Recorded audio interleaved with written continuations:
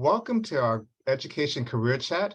I'm Andre Luck, Director of Career Services at Piedmont Virginia Community College. This chat is being recorded and will be posted to the PVCC Career Services YouTube channel. My guests today are Brandon Edwards, Talent Acquisition Analyst with Albemarle County Public Schools, and Laura Floyd, Coordinator of Human Resources with Charlottesville City Schools. Welcome, Brandon and Laura. For those of you in our viewing audience, if you have any questions for our panelists, please put them in the chat below. So we're going to start with Brandon. Please tell us a little bit about your career journey. Thanks, Andre, for the introduction. But again, Brandon Edwards, I'm here with Albemarle County Public Schools, working on our talent office as part of the HR team. And to tell you a little bit more about myself, I have luckily kind of had I won't say an easy career, but one that's kind of always been in education. So I've got about 20 years or so of experience at varying levels, doing things from after school or summer camps to coaching in college and so really, secondary, higher ed, I've kind of done a little bit of everything, but I'm glad to be here and glad to be able to tell a little bit more about, my story and how we can help some students get some jobs here. Wonderful, thank you. And Laura, what type of path did you take to get where you are today? Yes. Well, thanks for having me, first of all, Andre. So my path did not start in education. I was actually in the banking background. I was in management and banking for many, many years, and actually wanted to get more specifically into human resources. So I then moved on to become a benefits broker, then director of human resources in the private industry. And then that's how I found Charlottesville City Schools.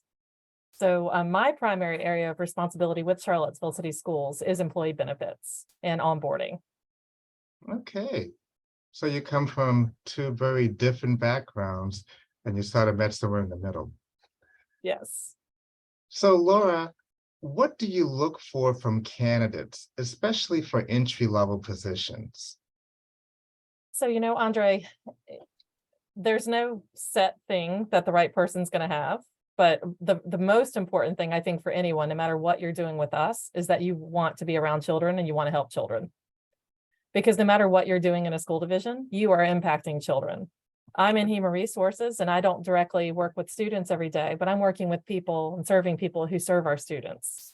So you have to have a passion to want to make a difference. So I think that is the first thing. And depending on what the entry-level position is, as an example, if it's as an instructional assistant in one of our classrooms, assisting one of our teachers, maybe you've got some experience working with children at a daycare center, just as an example. If you're going into an IT position, maybe you've just got a little bit of background in doing some IT work. So it's really going to depend. But the most important thing for any position, whether it's entry level or not, is that you want to work with kids or make an impact on kids. Okay, that's a very good point, because without the kids, you wouldn't have the school. That's absolutely true. And then you wouldn't have all the other jobs either. Absolutely. So Brandon, what about you? What are you looking for entry-level positions? What type of attributes? So I would say if I could just replay what Laura said, that'd be great. But those are the really important things. One, you really have to like kids. Again, whether you're working with them directly or indirectly, your job is still to serve the children of our community. Service is very big because, again, whether you're, in an HR office like us, or not away from the kids, or you're driving a school bus, everybody here is serving. And it's really important to have that servant mentality and be passionate about whatever you're doing, regardless of the position. But to add on to that, I think another thing that's really important is to find something that makes you happy to get up every morning. I know that's sometimes hard to do when you're looking for jobs, but finding something that you can say, I'm making that difference, I'm feeling good about what I'm doing, and I want to go do it again whenever your next shift or time to work is. You know, something that both of you said was that you need to have a passion, whether it's a passion for children or a passion for the type of work that you do, which either directly or indirectly is going to be working with children. So that's good. Absolutely. I've heard many school systems talk about instructional assistants, and I'm just wondering, do you have instructional assistants or anything that might be like that? And if you do, could you explain to us what an instructional assistant is? This is to both of you. Yeah, so we do have the role of an instructional assistant. An instructional assistant is someone who's in the classroom assisting the classroom teacher. And so in Charlottesville City Schools, we have them in our pre-K through second grade classrooms. And also in our special education classrooms all the way up through 12th grade. And so it is, you know, it's an IA role is so important because they are the right hand of the teacher. You know, they're helping the teacher, instruct the class. If the teacher, has to be out of the classroom for something, the instructional assistant typically is the person taking over, but they're there really supporting that teacher and they work hand in hand. So it is a vital role. And it's definitely, something that if someone's interested in working in a school and let's say they're currently a college student and they're working on, getting licensed as a teacher, an IA role is a fantastic way for you to really get that hands-on experience and to see, is this something that really is going to fill my cup every day? Is this something that's really going to make me feel like, wow, this is what I want to do? You completely can be immersed and see what is it like. And that, again, for us would only be, unless you were looking at a special education route, that would only be for a pre-K through second grade level. So, geared towards elementary. Because typically those are the ages when you really do need the supports in the classroom because the students are learning so much for the first time. Okay. And Brandon, what about you? Do you have an instructional assistant position where you work? So yes, with Albemarle County Public Schools, we also have that role as well. We call our role something a little different. It's not too crazy, but it's a teaching assistant. So you are, again, same role, different title. You're in there, in the trenches with the teacher, making the difference for the students there. And it'll depend on what the school needs are, but you're definitely going to look to have more of those positions at the lower levels in elementary school. Special education throughout will have those positions, just like Laura said. So, and I would even say, and adding on to, if you're in a program where you're thinking about being a teacher, or even if you just want to see what it's like, being an IA or a TA in our district, they're full-time and part-time positions. So you're really able to kind of dip your toe in the water and see what it's like to be in the classroom without maybe, fully committing to an educational career for it before you get the teaching job. And then you realize I just spent, however many years getting educated to be a teacher and maybe I don't like it. So it's definitely a good way for people to get in and, see if this type of educational job is what they're looking for and fulfilling. That's good to know. I was wondering if a teacher assistant was the same thing as an instructional assistant. And I'm glad that you answered that for me because I was thinking, I wonder if they're the same or not. Now, everyone's talking about social media, platforms, and we know that there's some really bad ones out there for people who are looking for a job. And I'm just curious, do either of you utilize LinkedIn to help you with the hiring process? So, Brandon, why don't you start? yeah, please. Go ahead, Laura. Okay. I was going to say my answer will be probably shorter. We don't use LinkedIn very much here at Charlottesville City Schools because we are a smaller division. So for roles like IT roles, we have, and we have for other roles, but on the as kind of on a regular basis, we don't use it. Not to say that we won't in the future. It depends on how our needs evolve. And you obviously have to do what you can to find the best candidates. So I think LinkedIn is a great site. We just don't currently use it as a regular practice. Okay. Yeah, so with Albemarle being a little bit of a larger school system, we do use LinkedIn.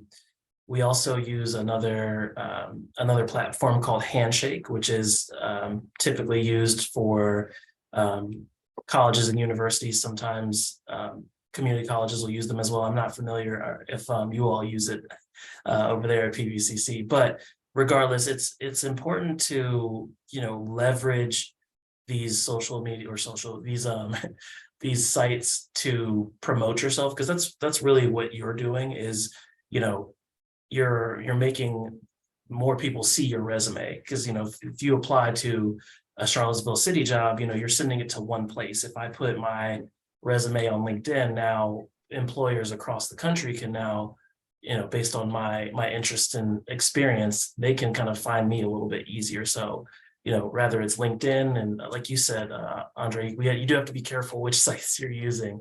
But do some research, find the reputable ones, and then use those and see what type of difference it can make for you. Well, we do not use Handshake, but I do know of many colleges and universities that use Handshake, and I do know that, like you said, Brandon, many of the larger employers also use Handshake.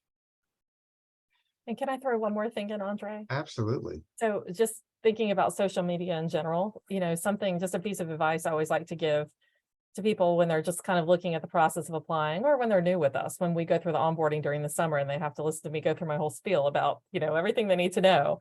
I always like to remind people, because your information is out there for so many different people to see, you need to be mindful of the things you do put on your social media, the things that you think are yours, like your Instagram, your Facebook, things like that. Because especially in the world of education, you have to represent yourself so well, because eventually if you're in a classroom, leading a classroom, let's just give the example of third graders, and all of a sudden your third graders' parents are on looking at your information and they can see the things that you're posting. You want to make sure you're representing yourself well. So it's just something that I think is really important for any job, but especially education, when you're taking on something that's going to make you a role model for students. That's a very good point, Laura, and thank you for bringing that up, because it really is key. How you present yourself makes a tremendous difference, and not just what you post, but what other people post on your page. Yeah. You have to be really, really careful. Yes. It can really be the difference between getting a job, keeping a job, Absolutely. losing a job. Absolutely. Now, do you have internship or volunteering opportunities where you work, Laura? So we do definitely always have volunteer opportunities available. And we have someone who coordinates all of our volunteer opportunities. And, there's always a need for more people to be in the school supporting, a variety of different ways people can do that. Internships are a little bit different. We don't have, for starters, because a lot of times people ask, do you offer paid internships? We don't at Charlottesville City Schools have paid internships. We do offer some internships, but they're very specific. Typically they're going to be for student teaching placements. Or if you're becoming a speech language pathologist, you have to have an internship. So we do placements for that, and as well as school counselors. But that really is because, again, we are a smaller school division. So it makes it harder for us to offer things that are beyond that when it comes to internships. Okay, thank you. Sure. And Brandon, what about Albemarle County? So I would say, Albemarle, it's very similar, placements for student teachers. If you're in one of those speech pathologists, some of those other support roles, you're also, going to be able to find some work with us. I think the thing I'd like to add to the internship and volunteering is something we kind of talked about with IAs, but there's also temporary jobs that you can always fill in, like a substitute teacher. Rather it's a daily sub, sometimes depending on your qualifications, you can maybe even step in to be a long-term sub. So those, I would also look for those type of opportunities. Again, if you're looking to get into the school system in some form or fashion, there could be an opportunity, again, and this is across the division, whether it's as a teacher, a bus driver, a mechanic, there are temporary positions that pop open, and you can, hop in and see what it's like to work with the county, and then, or county or city, and then see, it could actually end up turning into a full-time job depending on, the need of the district. And I would echo that as well about the subbing. A lot of times people, if they're really not sure, do I think I could handle a classroom? I say, why don't you try subbing? That's your way. You're committed to a day, right? The other thing is, we've had many people in the past who want to get their foot in the door and they're just not sure exactly how. But I don't really know what grade level I want to work with.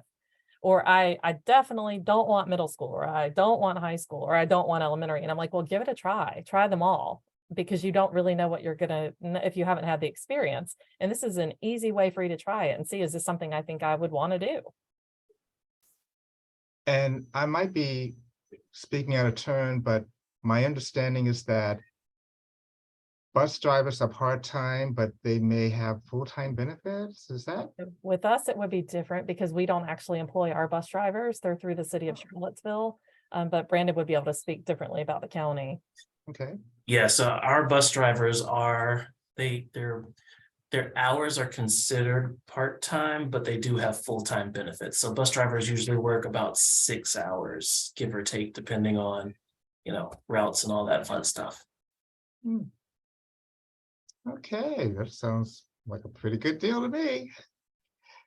I want to remind the people who are in a viewing audience, if you have a question or comment, to please put it in the chat. And I do have a comment from one of our attendees, and I'm just going to read this, and if you'd like to respond, you can. And this is the comment.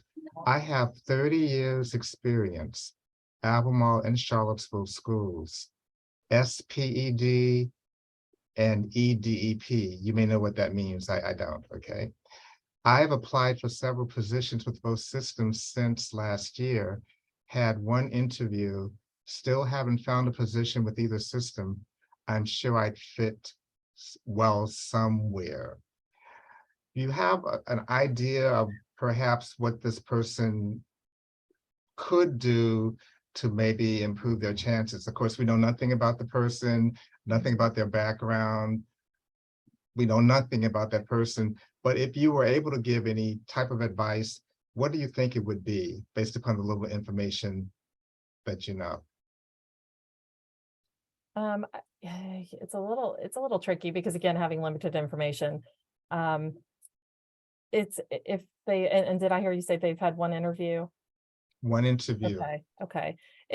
Sometimes it's worth maybe going to either of the websites, our websites, and going to the directory and maybe finding information like an email address on a principal of a school you're interested in, maybe possibly. And I'm not saying to do this repeatedly because you don't want to send someone constant emails, but send an email and just say, I've applied, and telling exactly what they've just said. I did have one interview. I would really love an opportunity to meet and learn more about your school, or to tell you what I think I can do for your school.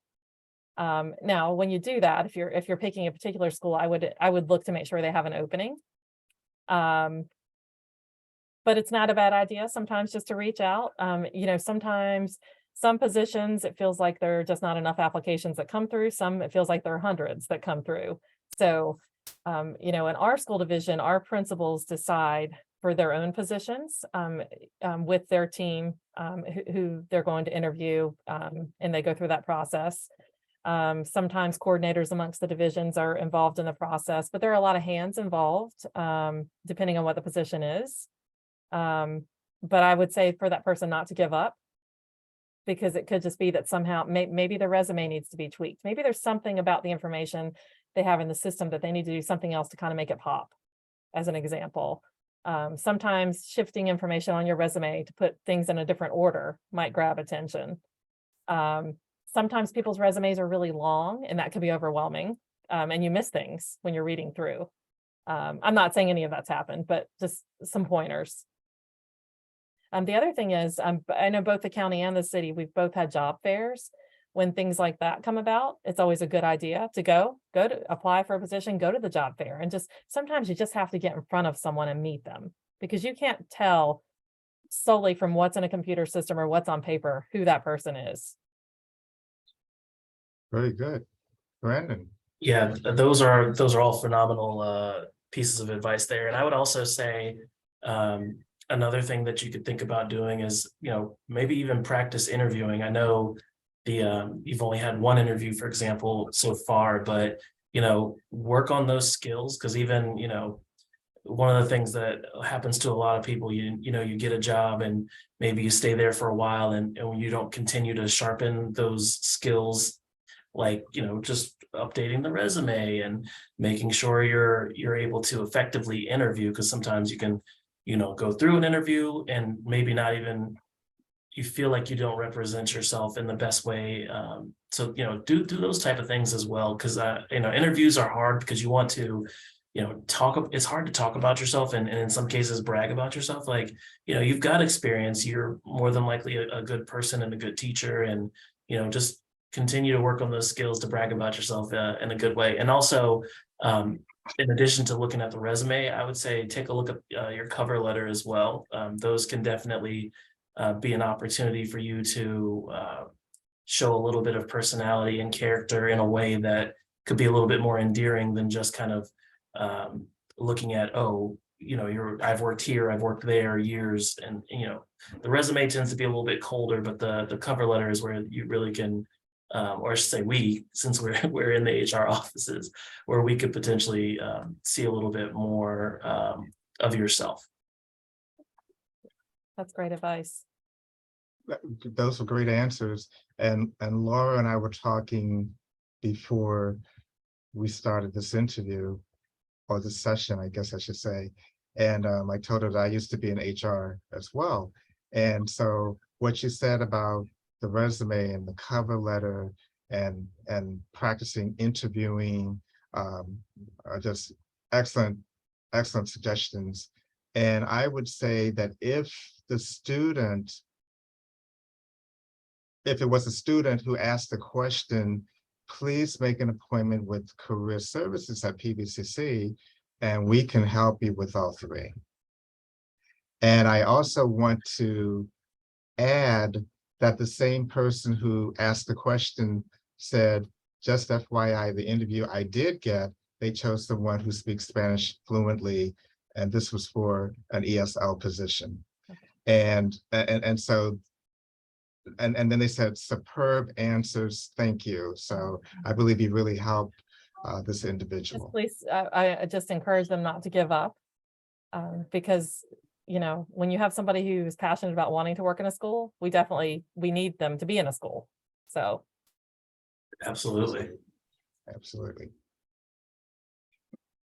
So how do candidates, or how do you think candidates should set themselves apart from everyone else? And I'm sure you see lots of applicants. How do we make them become candidates?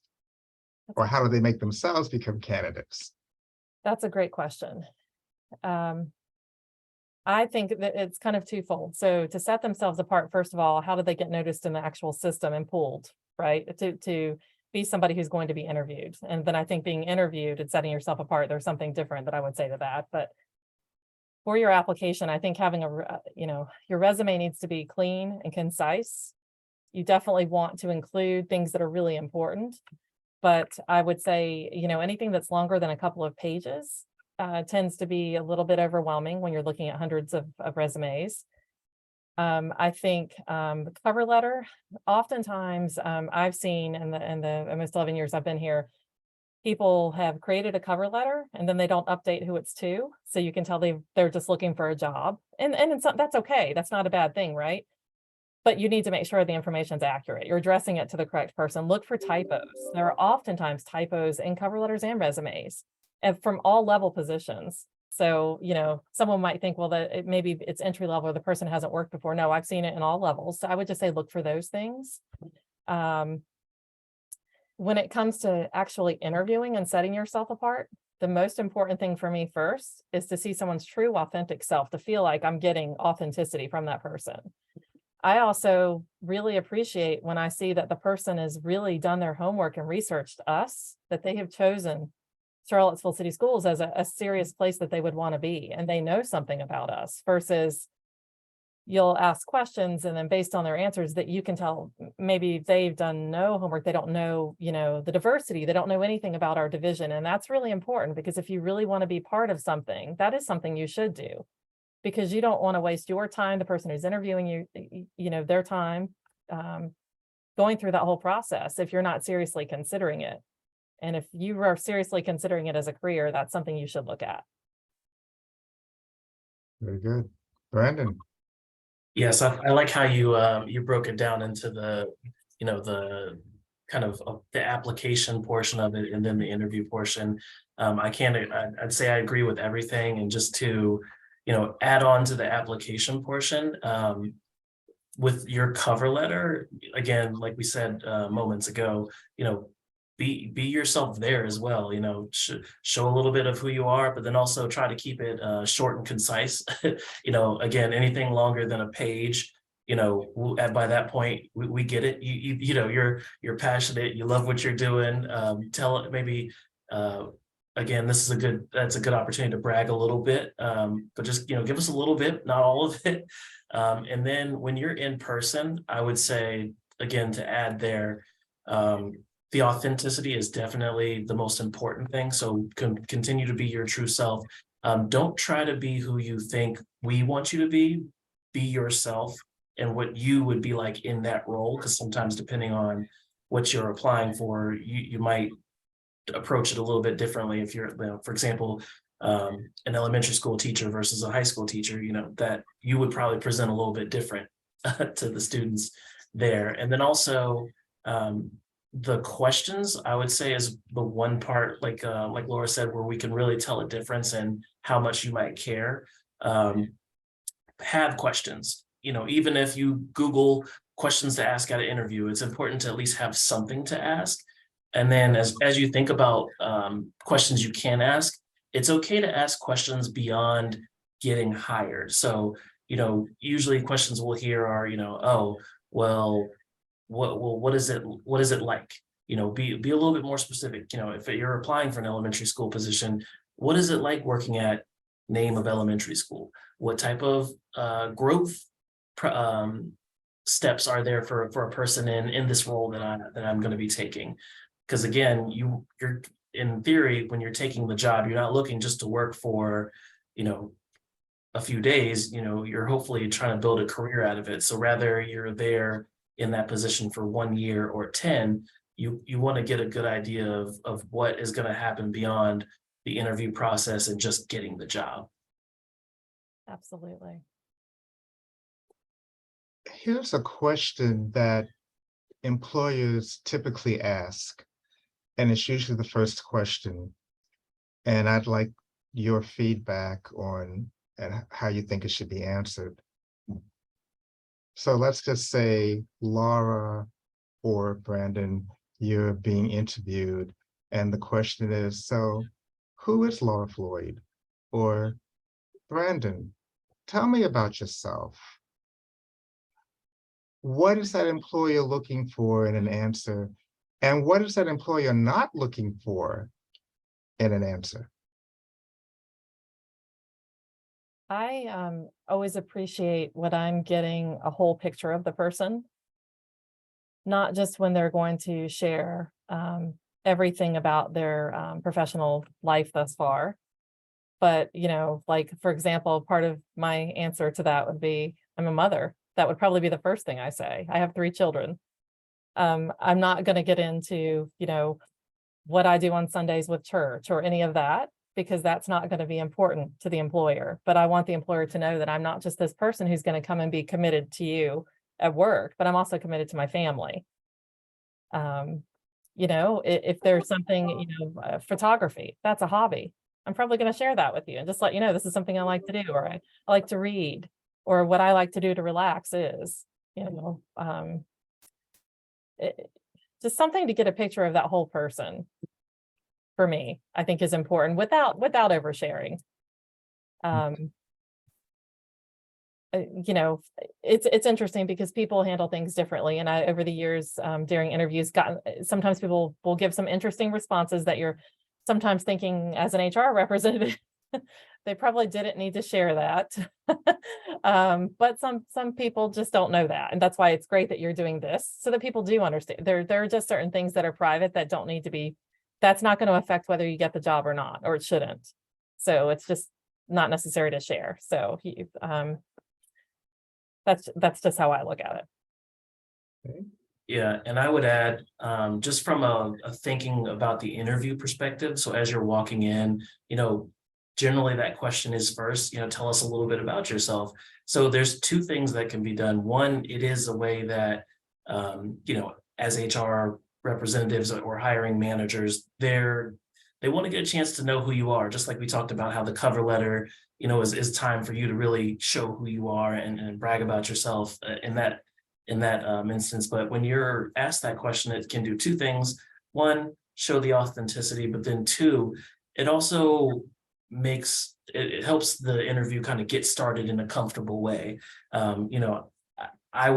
It'd be interesting to sit down and interview, and the first question is, okay, well, you applied to be an elementary school teacher. What would you do if a kid, is doing X, Y, and Z? How would you handle that? It kind of takes the intensity away initially from the interview. So it's really kind of starting a conversation. So I would think about, as far as the things you share, you again don't want to overshare, but think about what would you do if you walked up to, you were walking and someone stopped and you start talking to them. Hey, how have you been? Oh, well, this is what I've been doing. So it's more of a good way to start the conversation before you kind of get to the meat and potatoes of, you've applied for this, and really us trying to see if it's a good fit, if you're a good fit for the position. And also I want to remind, listeners, or even if, people watching later, you're interviewing us as well. So I want to make sure that, that, yes, we are the employer and we're looking to hire, but you also have the choice to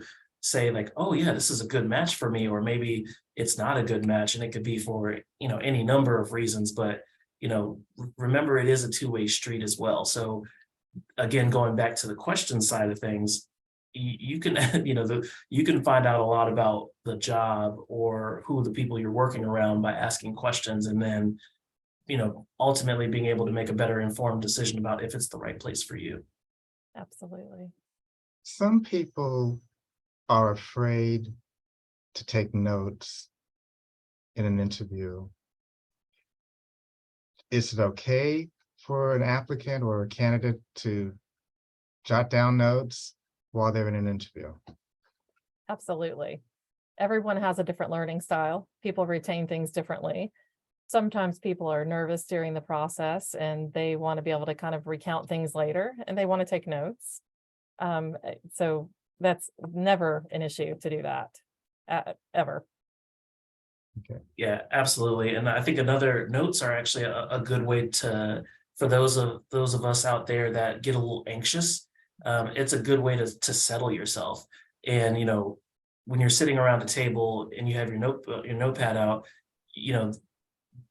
we'll ask the question, take a second to write down the important things. Because the one thing you don't want to do is, if we ask you maybe a longer question, once we ask the question, we're just sitting and listening. And, maybe there might be something we might ask you to, go on or give us a little more detail about, but generally we're just waiting to hear what you say. So if we ask a two-part question, and if you don't take notes and you kind of just start answering one of the questions, we're not going to stop and say, hey, you didn't answer the first part of the question. We're going to keep continuing because, we're really just kind of recording of what's happening in the interview. So yes, bring a notebook. Even if you don't write on it, at least gives you something to be able to say, oh, could you, oh, this question, okay, write it down. And then I would even say, don't be afraid to ask to have the question repeated.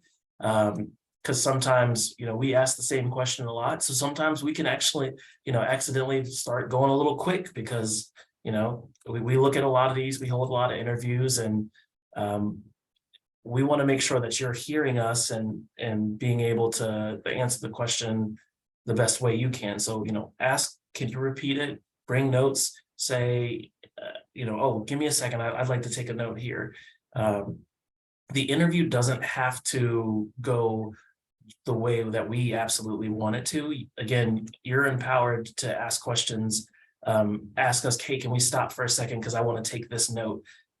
Because the note that you might take might ultimately be something that's a deciding factor in if you're going to take the job, or, it could be the thing that when you're looking back on it, because again, if you're in a 20-minute interview, it's, as humans, our brains are pretty good, but our short-term memory is not going to keep everything or retain everything that happens. So it also helps you be able to look back on the interview and reflect about what you said. And again, you can also use those notes as a way to work on your skills. Oh, most employers ask us a certain set of questions.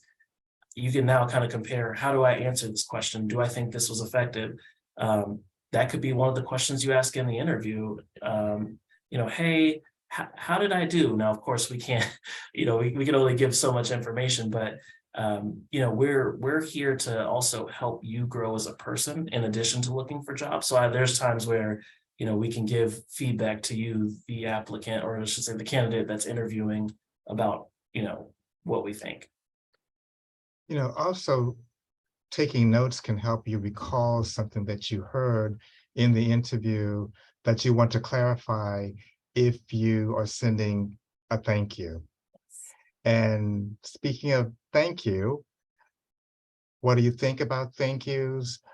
Should they, if someone is going to provide a way of thanking an employer, should it be by email? Should it be a card, a note? And what type of time frame seems to be appropriate as far as how soon one should send one? I've gotten thank yous. I've gotten cards in the mail, less frequently than email, and I appreciate both. Typically, if this were me applying for something, I would do that within a couple of days of the interview, so I'm still fresh in the person's mind who interviewed me. And I think either way is fine, a card or an email. So if it were me interviewing, I would make sure that I did have, as Brandon said, I'd have my notepad and my pen with me during that interview. And I would make sure I noted anyone who, if I'm being interviewed by panel, as an example, or one person, I would note their names. And then I would probably look at the directory online for the school division to find their email addresses. And I would just send them a note, and it would be something brief. And I wouldn't close it off with any expectation of hearing something back, because I don't think you should ever put that kind of pressure on the people that met with you, because just depending on what the process is and how long it takes, it would just be, a genuine, I appreciate you taking the time, to talk with me and to share more about your school division with me. So I think it's a very nice thing to do. Yeah, and It's not required, so no pressure for anyone who doesn't want to do it. Yeah, definitely not required. It adds a nice touch. I can't say that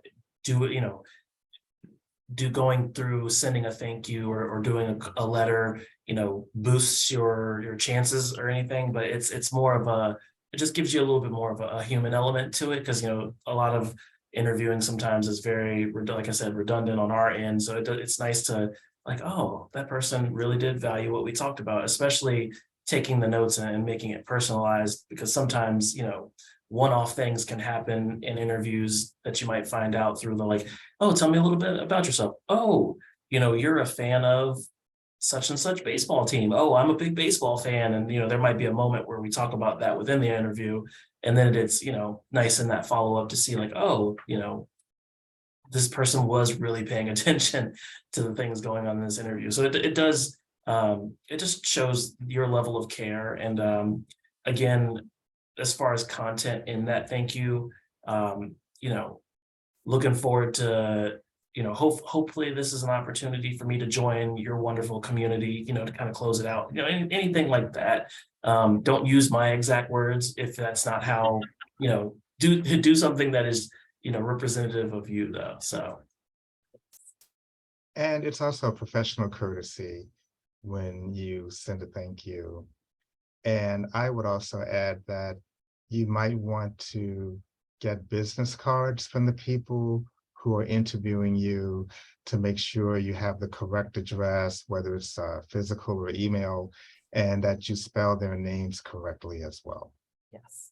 Yeah. Oh, and one last note, because I meant to say it, but rambling through my head, it got lost. But in your thank you, there's also an opportunity for you to say, if you, as you're reviewing my application on, my application, or, after, thinking about the notes from my interview, if you have any further questions, feel free to reach out. Obviously we will reach out if we have questions anyway, but that's just another way to make sure, or to let us know you're really interested and you're hoping to hear from us. And I think that's a big point.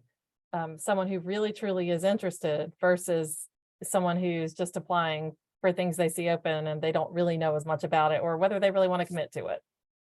But again, I would venture to say the majority of people no longer really do this anymore. So it's not often that I see it anymore. So it doesn't, as Brandon said, it's not like getting, we're not saying it's increasing your chances of getting a job by any stretch. It is a nice touch. Absolutely. I want to remind our viewing audience, please put your questions, comments in the chat. We would love to be able to hear them and address them. Now, if a student is interested in education as a career, what classes would you suggest they take? I would say that any type of introduction to education wouldn't be a bad way to start. I'm always mindful. I don't like telling people if they're not sure what classes to take, because I'm not a proponent of telling people to spend money on tuition that may or may not work, right? So I always first say, try subbing first, because I think that's the best education. And see if the environment is something that you think you would like. And again, figuring out, okay, so I think the environment's okay, but what kind of grade level would I be interested in? Because while there are some classes that are going to fit the bill for all K-12 education, there are some that are going to be more specific to depending on whether you're elementary versus secondary, as an example. But I think the introductory classes, for example, at Piedmont, I think are great courses to kind of get you an idea. But I also think the hands-on experience is very valuable. Absolutely. And I think one of the other things I would add, just as people are thinking about, the education career field, not everyone comes to us from the same road.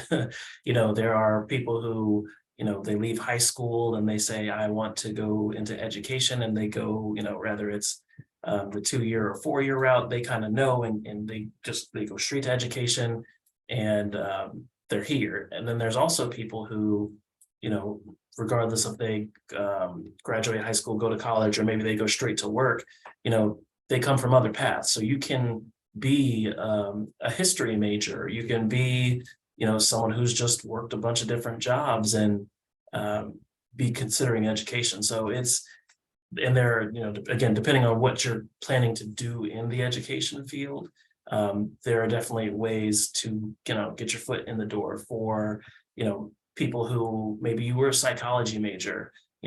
There's something called a career switcher program. So you can go from being, a professional in something else to now working on a degree towards being a teacher. One thing that a lot of teachers don't know, or people who want to be teachers don't know, there's a provisional teaching license, which means, you can pass the praxis, which is the test for that subject area. So you might have content, passing the test, and then there's also learning how to be a teacher. So if you can have a couple of those boxes checked, you actually might be able to start teaching while continuing and finishing the education to get it to be a fully licensed teacher. So, those are things to think about. And then also, again, beyond teachers, because I know that it feels like teachers kind of get most of the shine when we're talking about school systems, but for our other support staff as well, when you're looking at positions, see what the skills, what's necessary to do the job. Yes, a degree in education helps, But if you can do the same skills that's needed for the job and you happen to be, just a career employed person or someone with education in another area, you're still eligible. I think a lot of, I know we do it a lot, it'll say education or relevant experience that equals, that type of wording in an application. That's a cue to you to know it's okay if you don't have direct experience doing this one thing. And I think that a really, really great resource as far as the teacher licensure, if you go to the Virginia Department of Education's website and look under teacher licensure, all the ways that Brandon described, you can see all the details for each of those. Because the one thing that happens quite often that people don't realize, there are several of these things you don't have to necessarily go through a teacher prep program once you've already got your bachelor's, like he said when he gave the example for history. So sometimes it is a matter of you get the provisional license, start teaching. Start with the Virginia retirement system, go ahead and start all your benefits and get your classroom management and the courses that are required, just for, like you said, the how to be a teacher part, get that done in the 3 years. So there are so many routes that you can take to get there. And the reality is if you want to do it, there's a way.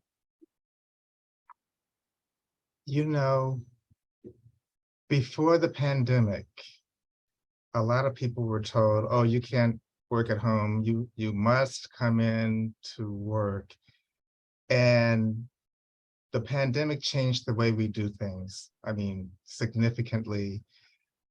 What impact has online learning or even teleworking impacted the field of education? I think it's definitely shown people that there are multiple ways to get things done. When you think about that very first day, we were told, we would be out for a week. I think it was like, okay, this isn't so bad. And it was like, all of a sudden, oh my goodness, we're going to do what?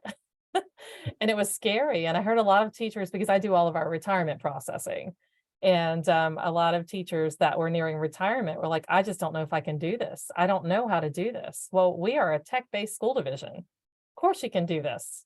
And then you've got teachers who are coming into the profession that are super excited because all they know is technology. So it's really shown us that there are multiple ways to get things done. And, people learn different ways. People are more effective in different ways. Teleworking is not something that we at Charlottesville City Schools now do. So once the height of the pandemic was over, we ceased that. But again, we are a smaller school division, so that's a challenge. But as far as students, I think it certainly opened up a lot more doors than we could have ever imagined, and showed teachers there are other avenues to be able to get through to kids. And some kids, it's actually better for them. Many it's not, but some, that's the way to engage them. So just giving us other options, I think. Yeah, I think you hit the nail on the head there. It definitely made a lot of people, and not just school systems, but other places that have or are considered, in the education field. We had to rethink how things get done and adapt to a different way of life for a little bit. And I think the important part is that we all learned from it, and moving forward, some things stayed, some things didn't. It's funny how before it felt like all meetings were in person, sitting in a room together, where even though we're all in the office together, it's easier to just meet like this, because Right. Someone's going to be, might be out sick or running an errand, or in our case, someone might be on site at a different school, so it's just easier to keep some things virtual and for the good of the group. So we're definitely continuing to adapt and learn how can we be more effective and more impactful. Education is evolving, systems are evolving, just the times in which we're living have changed, relationships between parents and teachers and school boards and community. We talked about online learning. There have just been so many different changes. Yes. How do people handle the stress, or how do you recommend that they handle the stress that's involved in the education profession? I think we're all still working through this. I think the thing I try to remind people, because I do employee benefits, I try to remind people to really try as best you can to focus on your work-life balance and to really remember that you still have to take care of yourself. You can't take care of anyone else unless you're taking care of yourself, and to really focus on things that fill your cup. You know, focus on your physical health, your financial health, all of those things, to make sure that you're still looking out for yourself, because this is a very stressful profession. You know, teachers have one of the highest burnout rates of any other profession in the country. And you can't come into it thinking it's going to be easy. You know, the old way of thinking, oh, well, I want to be a teacher because I get summers off. It's really not that simple. You know, there's a lot that goes into every hour of the day that they pour in, because it's not just, you know, the hours that they're at school. They're doing things obviously outside of school because there's no way to get everything done.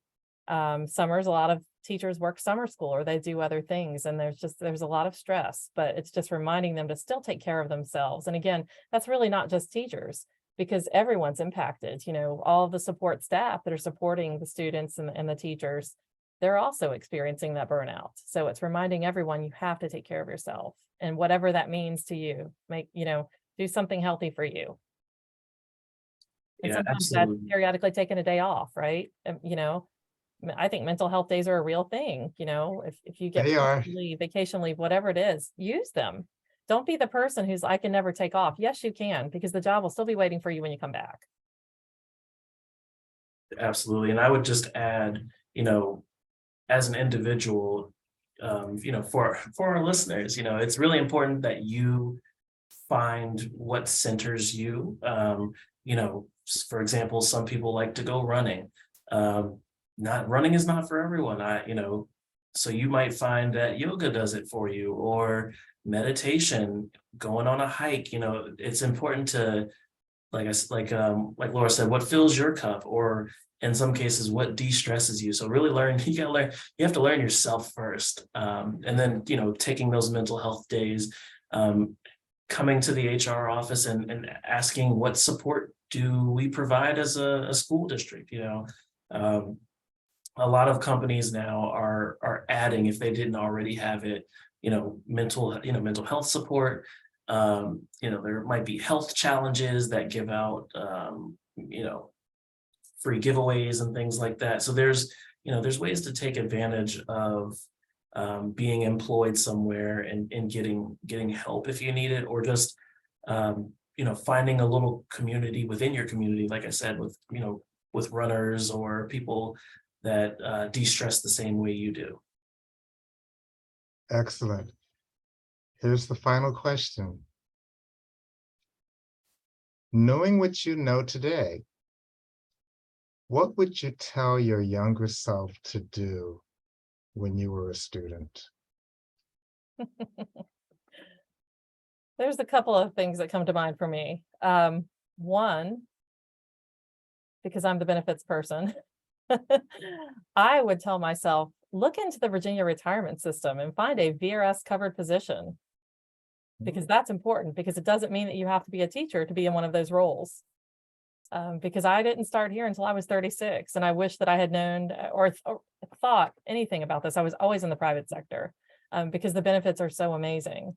So that's one. The other would be just understanding public service loan forgiveness and being mindful of what types of student loans you take out if you need to take student loans out to cover your education, and to think about how there could be some ways to get around that debt.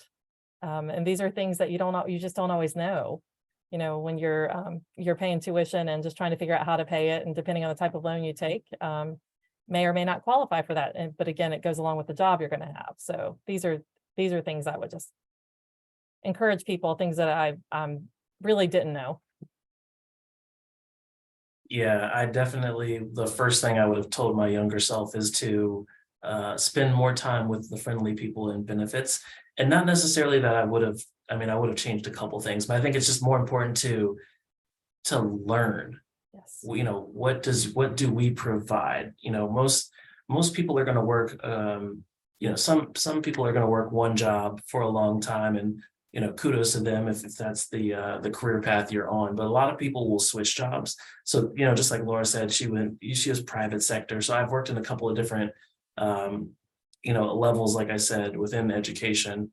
And I wish I would have spent more time understanding the benefits at each spot, because then something I could have started years ago could now look a lot different, whether it's how much money I have in retirement, or just my selection and benefits, just understanding better what the different plans mean, and how that could affect me currently and down the line.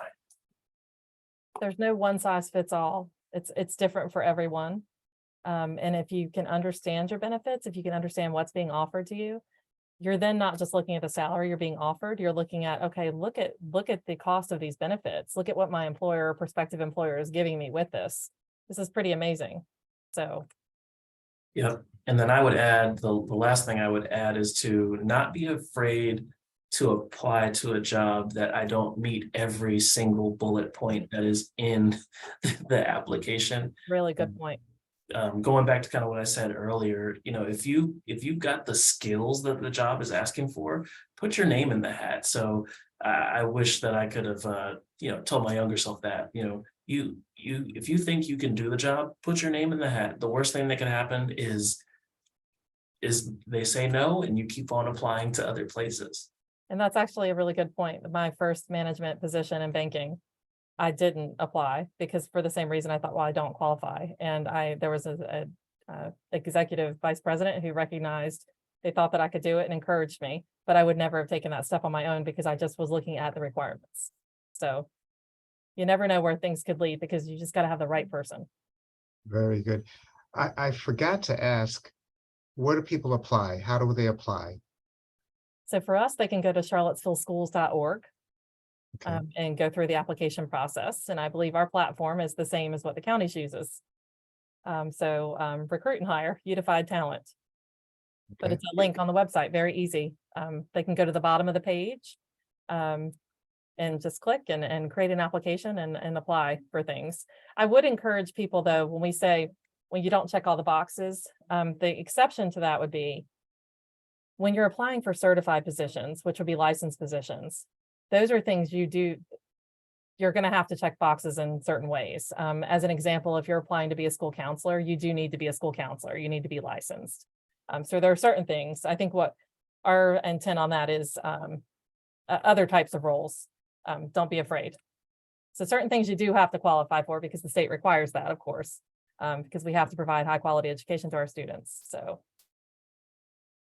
Yes, absolutely. And same thing, our process is very similar. You're going to head to, the Albemarle County Public School site and fill out, you're going to have to create the profile, and, then you'll be able to select the individual job from there. The other thing that I would add to your profile, make sure you keep that up to date. So for example, if today I apply for a job as a bus driver, and maybe in 3 years I want to change jobs and I want to be, I want to work in HR, the applications on the profiles sometimes need to be updated. So just continue to update that like you would update a resume when you apply for the job. And again, change that cover letter. Yes, and typically address and phone number are the two things in my experience that people, it's changed and we try to reach them and can't, and find out, oh, it's different for the reason you said. It might have been some years in between and they just didn't update. So that's a great point.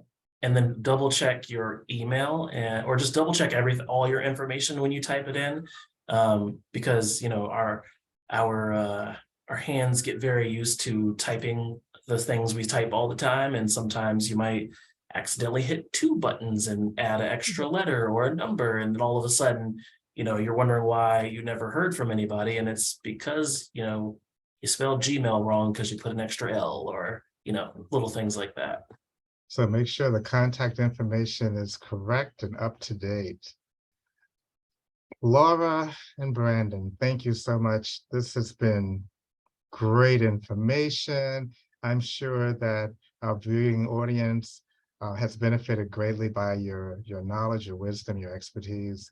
And as I said earlier, this conversation is being recorded and it will be posted to YouTube. And then there'll be much more people who'll be able to watch it. Thank you, Laura Floyd. Thank you, Brandon Edwards, and thank you for our viewing audience. And we will see you next time. Thank you so much for having us. Yes, thank you. Have a Good luck good to one. all of you. Thank you. Bye. Bye-bye.